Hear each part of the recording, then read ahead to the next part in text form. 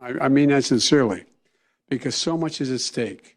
If we are able to keep the House and keep the Senate, we can continue to do the things we've been doing, which are really going to change the country. We're at a real inflection point in this country. What happens in the next 4 to 6 years is going to determine what happens for the next 3 or 4 generations. Not a joke. It's not just America, but it's across the world. That's happened in the same way. And so, but I'm here because Ron Wyden has been such an incredible chairman. No. I'm not joking. You know, when I was running for office, and thank you, some of you who helped me here, God, it was nice winning by 16 points. God, man. This is the only state he didn't contest. But all kidding aside, we ran on the notion that, you know, Big Pharma continued to abuse the American. We pay more for drugs than any country in the world. I mean, the same exact drug, the same exact prescription, sold here, sold Canada, sold in Germany, sold in South Africa, is significantly cheaper than here. And so we've trying to take on Big Pharma for a long time. And we got 2 things going for us this time. One, American labor, which was 100% by SEIU, I love you.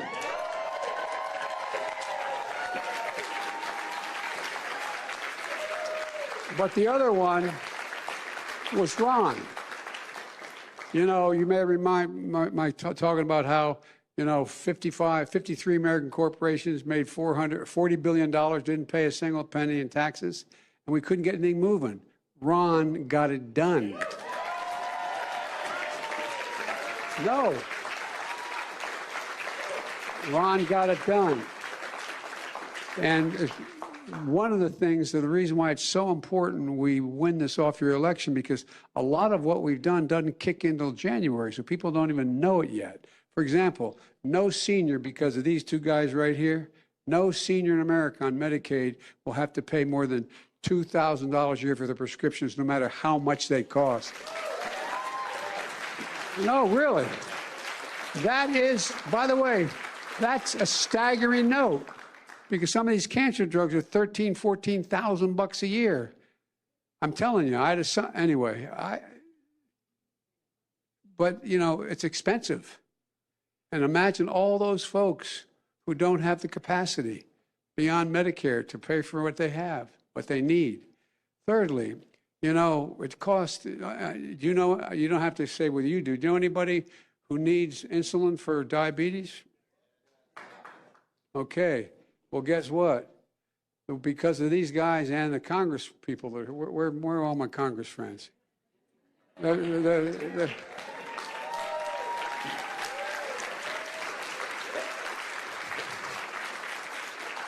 But this is really important. You know how much it costs to make 1 vial of insulin? $10. TEN. By the way, it's your birthday today.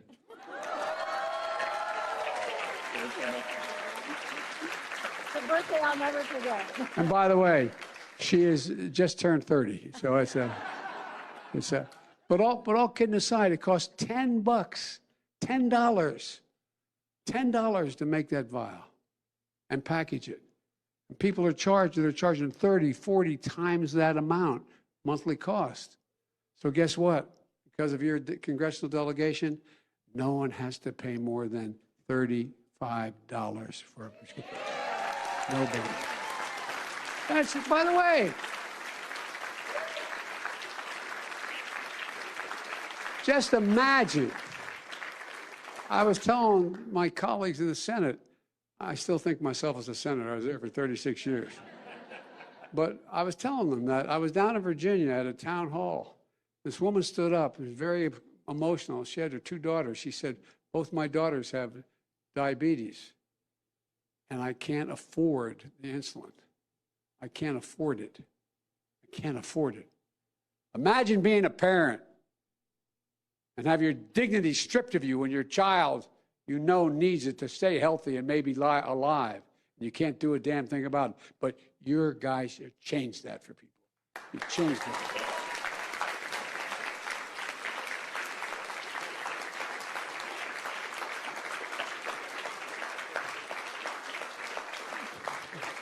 There's a little thing called the environment. When I introduced that bill called Build Back Better, everybody was, oh, no, we're going to do that. Well, Oregon saved me. Because what'd you do? You stepped up and you made sure we have little things called tax credits that will fundamentally change people's lives. Ordinary middle-class folks are going to be in a position because of folks like this one here.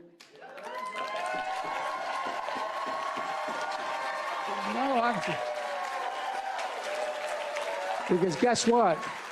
What a governor does matters. It matters. It matters, it matters, it matters. And it does. And look, folks, anyway, I'm taking too much of your time. You should be on the telephones.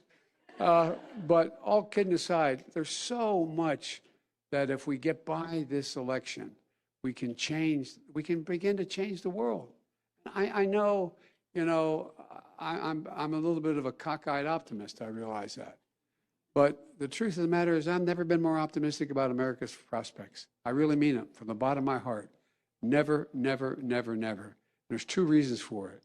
Because of these, we're the only country in the world that has come out of crises stronger than we went in. Not just returned to where we were, stronger than we went in. There's so much we've done in infrastructure bills, so much we've done in, for example, dealing with burn pits, the veterans, all these poor sons of guns who live next to these burn pits, which are football-sized, 8 to 10, 12 feet deep, burning everything from fuel to human waste to, I mean, it just, and a lot of them died. More people came back with cancer than any war in American history. More people exposed to these toxic, but guess what? Because of what these guys did, we were able to pass that burn pit legislation. And now, those who lost someone, their families are being compensated by helping with the kids' educations, by helping with monthly payments and so on. It's a big deal. It's a big deal. And those who are still alive are getting treatment that they don't have to prove their illness was because of the burn pits.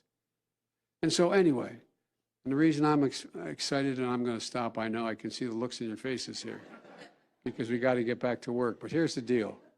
I know, don't worry. I know they are. I know. But here's the deal. The reason I'm basically optimistic about America is because of those folks between 18 and 35 years old. It's the most educated generation in American history, the most open generation, the least prejudiced generation, the most I'm being literal, most volunteering generation in all American history. There's nothing that America can't do if we set our mind to it. I've spent more time with Xi Jinping in China than any world leader has. When I was vice president all the way through to now, over 78 hours with him alone, 9 of those hours on the phone and the others in person. I'm traveling 17,000 miles with him around the world, in China and the United States. And here's the deal. He asked me when I was on the Tibetan Plateau, we each had an interpreter, simultaneous interpreter. He said, can you define America for me? I said, yeah, one word, possibilities. There's nothing beyond our capacity. Nothing. So let's get this election underway and let's finish the job. God love you all. Thank you. And let's have some donuts.